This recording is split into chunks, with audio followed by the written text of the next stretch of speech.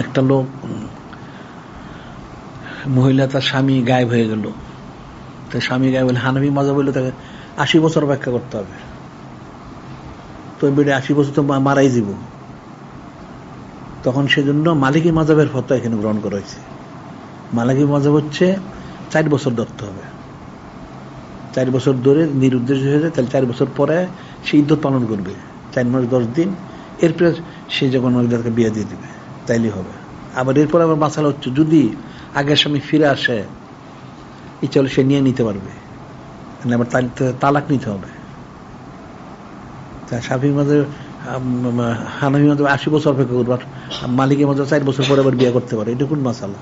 হ্যাঁ, তারপর যেমন স্বর্ণের জাকাত দেওয়া ফরজ, আমাদের হানাফি মাযহাবে সমস্ত ব্যবহারিক স্বর্ণের জাকাত দিতে হয়, শাফিঈ মাযহাবে জাকাত দিতে হয় না।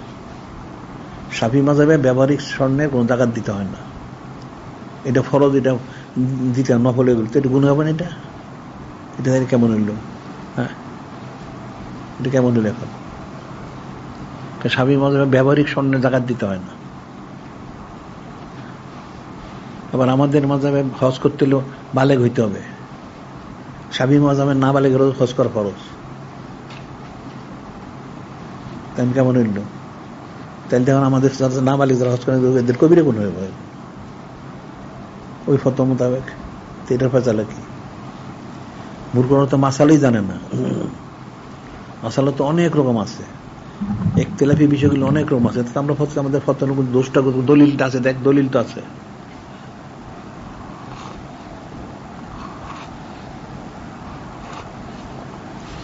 প্রত্যেক ইমাম যখন সাবেত করছে দলিল দিতে, আমাদের দলিল সাবেত করছে।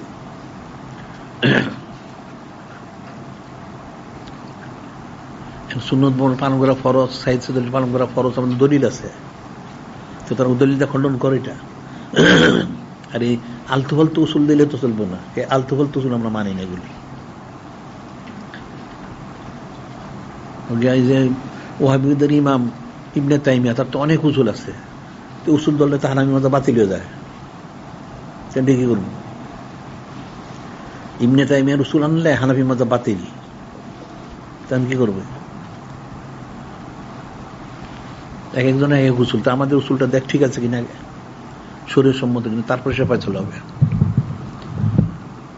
আমাদের প্রত্যেকটা ফতোয়ার পিছনে দলিল রয়ে গেছে। এই যে আমভাবে এখন তারা ফতোয়া দেয়, যেমন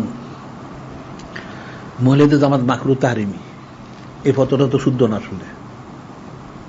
যেখানে হযরত ফারুক আযম নিষেধ করলেন, উম্মুল মুমিনিন আস-সালসি তাসদিক করলেন, সমস্ত সাহেব মানলেন, এটা এখন কেউ মাকরুহ তাহরিম রয়ে গেছে? মহিলা জামাত পুরো হারাম, কুফরি। এখন কেউ যে মহিলা জামাত জায়েজ করে সে কাফের হবে, কারণ সমস্ত ওনাদেরকে অস্বীকার করা হইল। নাউজুবিল্লাহ। এই ফতোয়া এটা কি ছিল? ফতোয়া হইল চরম কাফের এগুলি।